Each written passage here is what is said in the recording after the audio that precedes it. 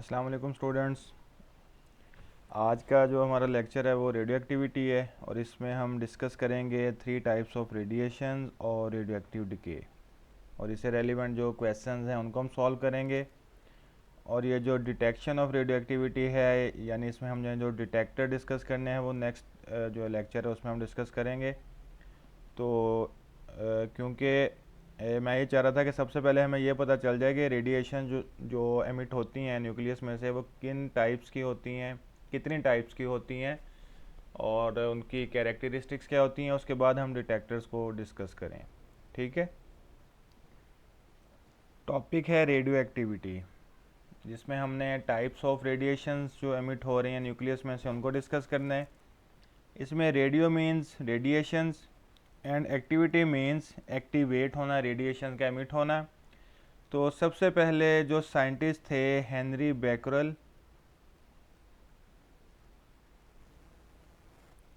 इन्होंने सबसे पहले ये डिस्कवर किया था कि जो भी अनस्टेबल न्यूक्लियाई होते हैं उनमें से सर्टन टाइप्स ऑफ रेडिएशन जो हैं वो एमिट होती हैं और उसे उन्होंने रेडियो एक्टिविटी का नाम दिया था। और जो फर्दर साइंटिस्ट आए हैं इनके बाद, रदरफोर्ड हैं और बाकी जो साइंटिस्ट आए हैं उनकी टीम्स ने फिर इस पर वर्किंग की कि जो रेडिएशन एमिट होती हैं ये कितनी टाइप्स की रेडिएशन होती हैं और इनकी क्या कैरेक्टरिस्टिक्स होती हैं।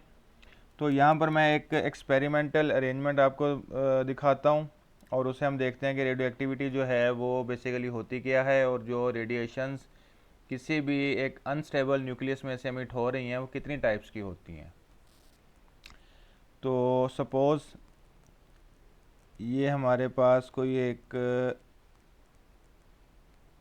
लेड का या एक कोई एक ब्लॉक है जिसमें कोई हमने न्यूक्लियर मटेरियल जो है वो यहाँ पर प्लेस किया हुआ है, रेडियो एक्टिव मटेरियल जिसमें से रेडिएशन एमिट हो रही हैं। और यहाँ पर हमने इलेक्ट्रिक फील्ड अप्लाई की है। This place has positive charge and this one has negative charge. और इसमें इलेक्ट्रिक फील्ड अप्लाई करने का पर्पज़ ये होता है कि जो रेडिएशन एमिट हो रही हैं क्या उन पर कोई चार्ज है या नहीं है, यानी उनकी कैरेक्टरिस्टिक्स किस तरह की हैं। तो उसके लिए फिर देखा गया कि जब यहाँ से रेडिएशन एमिट हुई हैं और यहाँ पर वो फोटोग्राफिक प्लेट होती है तो फोटोग्राफिक प्लेट पर ना 3 टाइप्स के जो ये फोटोग्राफिक प्लेट है, 3 टाइप्स के जो स्पॉट्स हैं ना वो मिले। उसमें देखा गया कि कुछ जो हैं वो रेडिएशन निकली हैं और वो पॉजिटिव की तरफ अट्रैक्ट हो गई हैं, कुछ रेडिएशन निकली हैं वो नेगेटिव की तरफ अट्रैक्ट हुई हैं और कुछ रेडिएशन ऐसे भी थी जो स्ट्रेट मूव कर गई हैं जिनकी कोई डिफ्लेक्शन भी नहीं हुई। तो इस तरह पता चला कि there are 3 types of radiation which are emitting from radio active nucleus या अनस्टेबल न्यूक्लियस।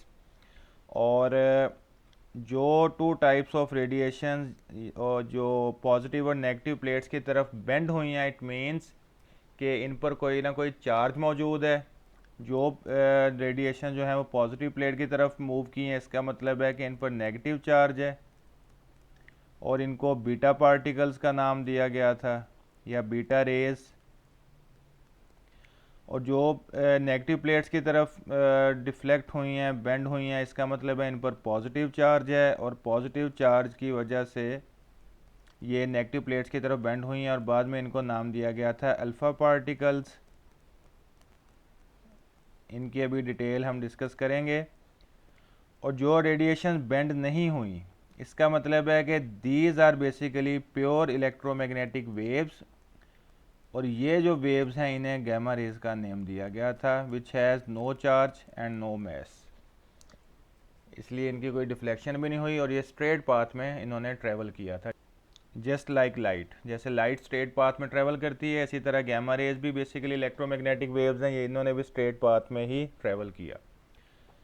तो ये फंडामेंटल्स ऑफ रेडियो एक्टिविटी है कि इससे हमें ये पता चला कि जो रेडिएशंस हैं वो 3 टाइप्स की होती हैं जो न्यूक्लियस एमिट होती हैं।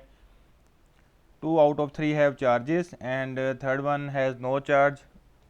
और फर्दर अब इनकी कुछ इक्वेशंस जो हैं उनको डिस्कस करते हैं और इक्वेशंस हम इनको डिटेल में इनका एनालिसिस करते हैं, डिस्कस करते हैं। ये detection of radio active decay में बेसिकली आ जाता है। तो सबसे पहले हम डिस्कस करेंगे अल्फ़ा रेज को या अल्फ़ा पार्टिकल्स को।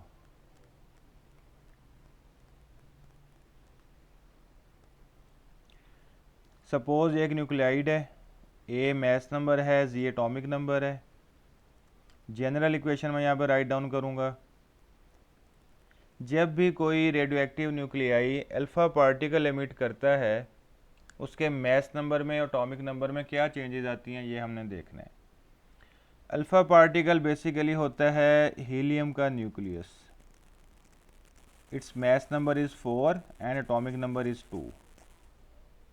This one is alpha particle. ये इसकी डिटेल अभी मैं फर्दर डिस्कस करूँगा। ये जो है ये पेरेंट न्यूक्लियस है, ठीक है। इसमें से जब अल्फ़ा पार्टिकल एमिट हो गया है तो इसका मैस नंबर एटॉमिक नंबर दोनों चेंज हुए हैं। इसका मतलब है कि ये अब किसी न्यू एलिमेंट में या न्यू न्यूक्लियाई में कन्वर्ट हो गया है। और ये जो नया न्यूक्लियाई है इसको मैं y के साथ डिनोट करता हूँ। देखें, इसका मैस नंबर जो है बाय 4 डिक्रीज़ हुआ और एटॉमिक नंबर जो है वो बाय 2 डिक्रीज़ हुआ। इसका मतलब है कि during alpha decay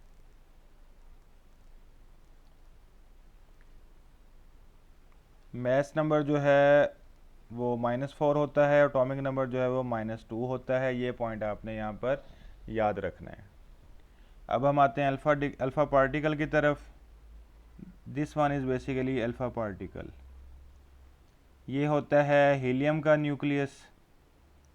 last lecture में मैंने आपको बताया था कि हीलियम का न्यूक्लियस और हीलियम का एटम, इनमें क्या डिफरेंस है, ठीक है।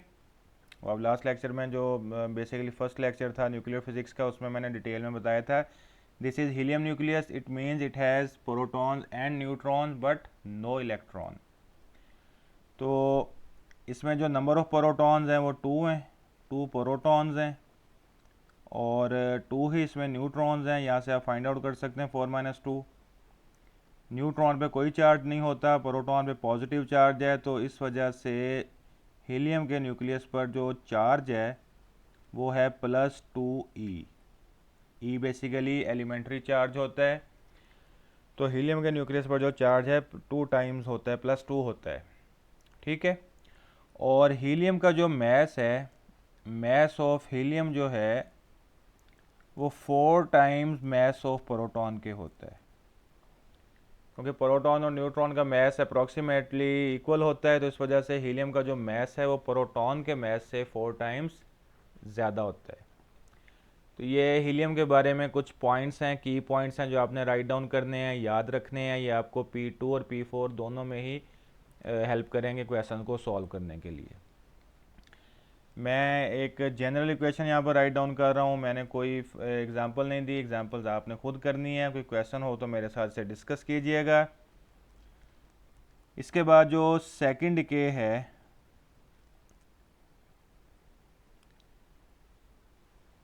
That one is beta decay.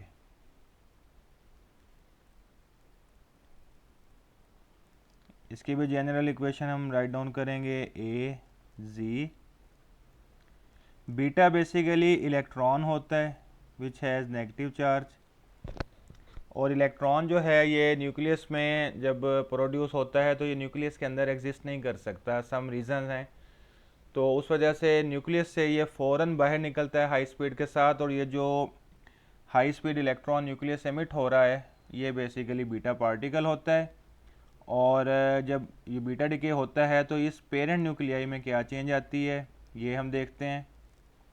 Mass number जो है वो सेम रहता है, एटॉमिक नंबर जो है इंक्रीजेज बाय 1, ठीक है। अच्छा, हमें ये कैसे पता चले कि ये ए ऐसे ही रहना है, ये Z+1 होना है। तो स्टूडेंट्स इसका आपने ना एक मेथड, शॉर्टकट मेथड याद रखना है।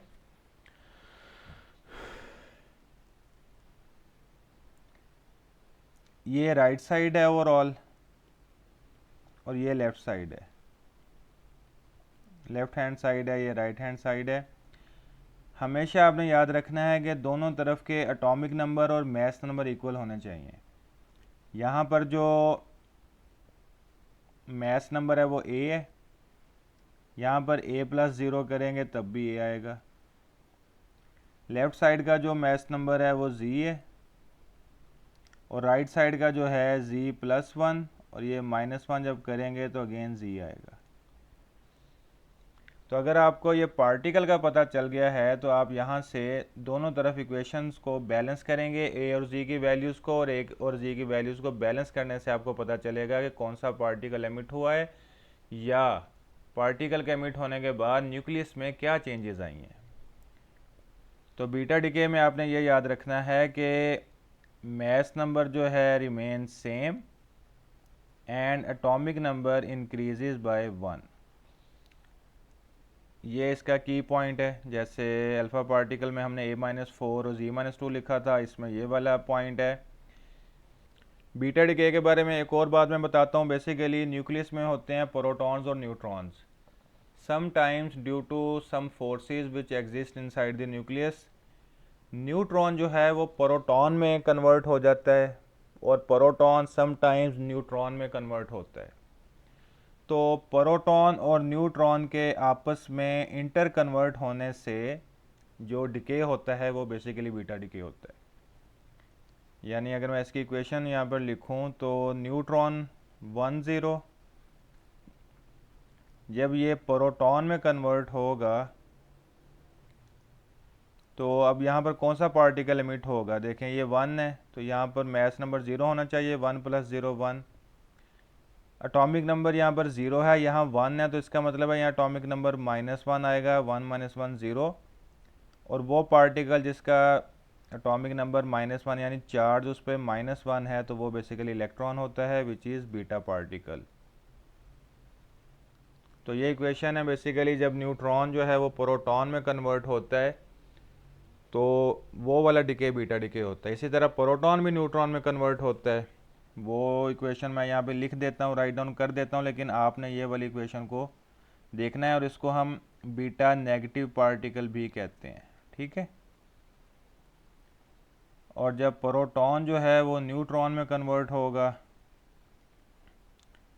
1 0 प्लस यहाँ पर एक पार्टिकल होगा जिसका मास नंबर 0 होगा और एटॉमिक नंबर +1 होगा, एक ये पार्टिकल भी एमिट होता है। ये बेसिकली एंटी पार्टिकल होता है इलेक्ट्रॉन का, जिसको पॉजिट्रॉन कहते हैं। तो एंटी पार्टिकल का कॉन्सेप्ट जो है वो बहुत एडवांस है आपके इस कोर्स वर्क से, कंटेंट से, तो इस वजह से हम इसको डिस्कस नहीं करते, जस्ट हमने बीटा नेगेटिव डिके को डिस्कस करना होता है।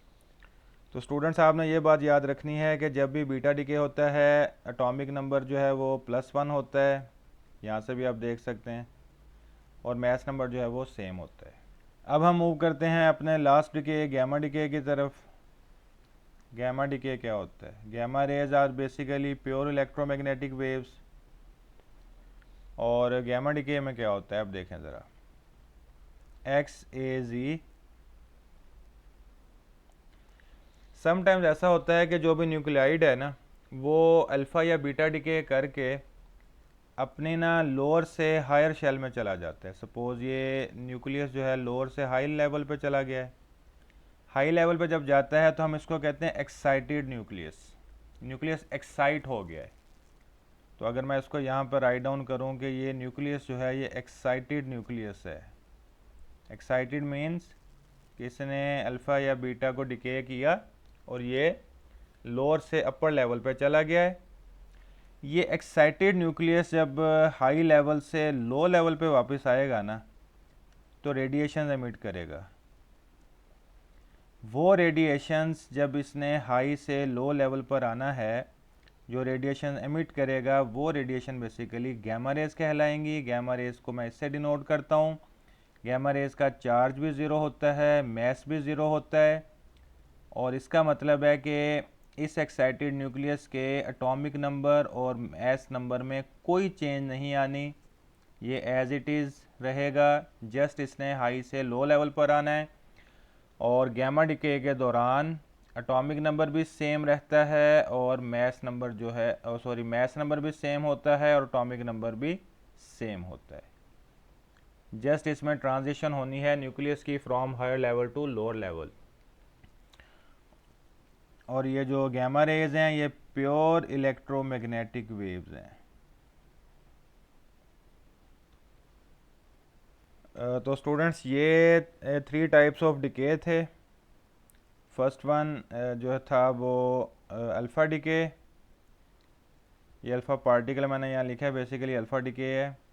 सेकंड है बीटा डिके और थर्ड है गैमा डिके। ठीक है, अब अल्फ़ा पार्टिकल बीटा पार्टिकल पर तो इलेक्ट्रिक फील्ड और मैग्नेटिक फील्ड दोनों एक्ट करती हैं, गैमा रेज पे नहीं करेंगी। तो अल्फ़ा पार्टिकल और बीटा का जो इलेक्ट्रिक और मैग्नेटिक फील्ड में बिहेवियर है वो कुछ थोड़ा सा डिफरेंट है। इनके चार्जेस की वजह से भी है और भी एक दो कैरेक्टरिस्टिक्स हैं। तो मैं आपको एक डायग्राम दिखाता हूँ, उसमें ये चीज़ें ज़रा एक्सप्लेन करता हूँ मैं।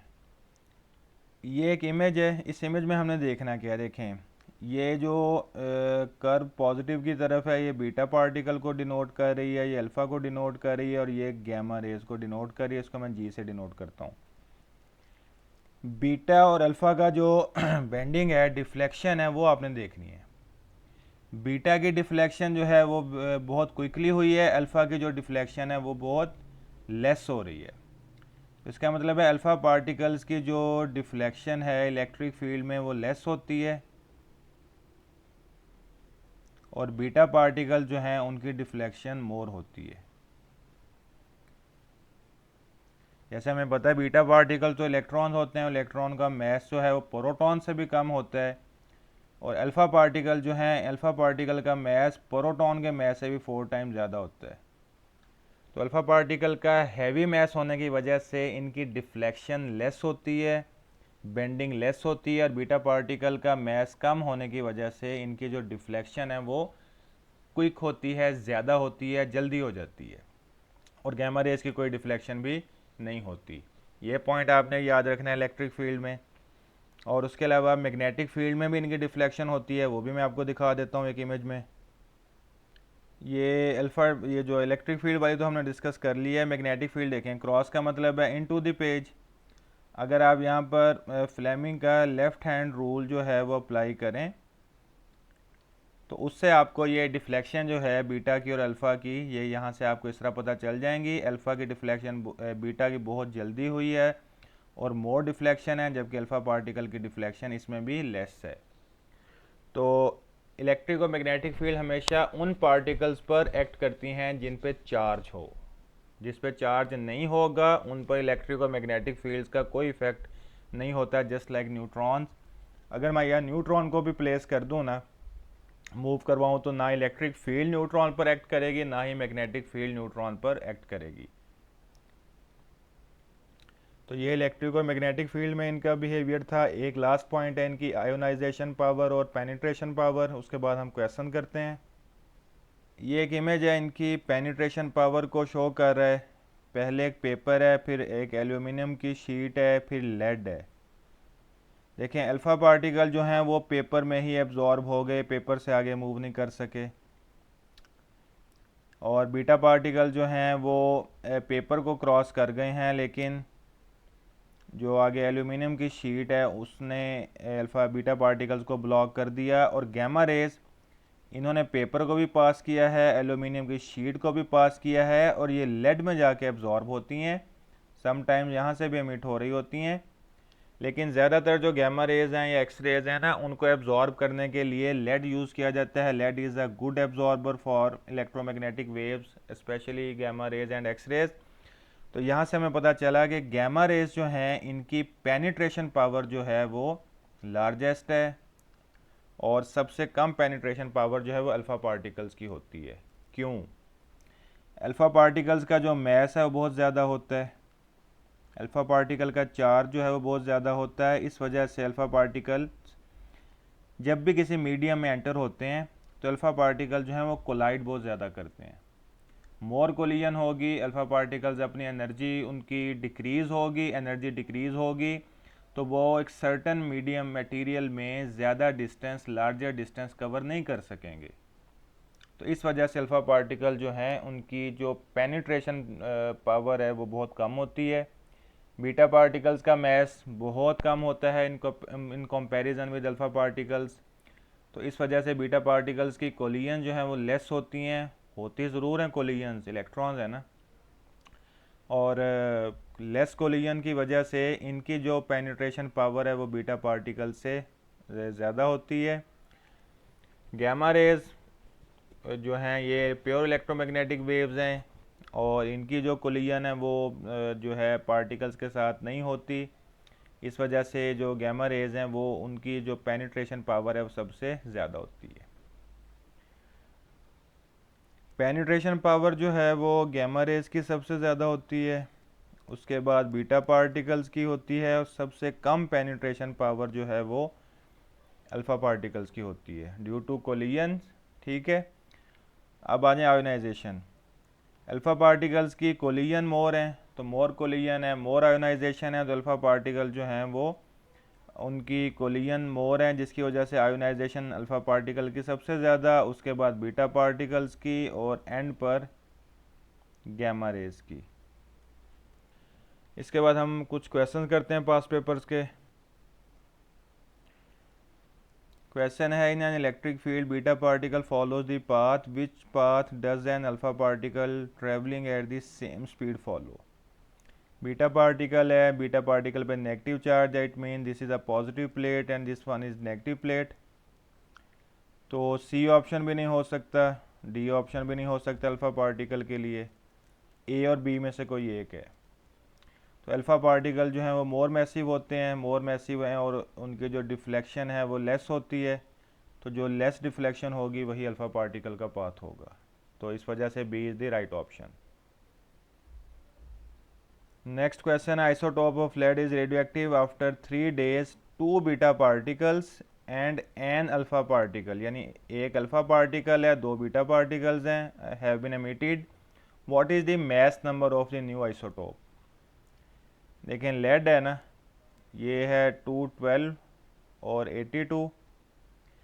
बीटा डिके में मैस नंबर रिमेन सेम और अल्फ़ा डिके में मैस नंबर जो है वो -4 होता है। इसका मतलब है ये हो जाएगा 208, जो न्यू मैस नंबर होगा वो 208 होगा और अल्फ़ा पार्ट और बीटा पार्टिकल्स के केस में मैस नंबर चेंज नहीं होता, तो जस्ट हमने मैस नंबर को ही यहाँ पर कंसिडर करना है, तो इस वजह से b is the right option. तो स्टूडेंट्स ये था हमारा आज का टॉपिक जिसमें हमने रेडियो एक्टिविटी को डिस्कस किया और इसका एक एक्सपेरिमेंटल अरेंजमेंट भी देखी हमने और types of radiation alpha beta और गैमा इनकी इक्वेशंस को हमने देखा, अंडरस्टैंड किया और उसके अलावा इनकी आयोनाइजेशन पावर और पेनिट्रेशन पावर को डिस्कस किया। आप इनके क्वेश्चन करें, इनको इसको रीड करें, कोई क्वेश्चन हो तो मेरे साथ डिस्कस करें। नेक्स्ट लेक्चर में इंशाल्लाह हम जो डिटेक्शन ऑफ रेडिएशन है यानी जो डिटेक्टर्स हैं उनको डिस्कस करेंगे। ओके स्टूडेंट्स, अल्लाह हाफिज़।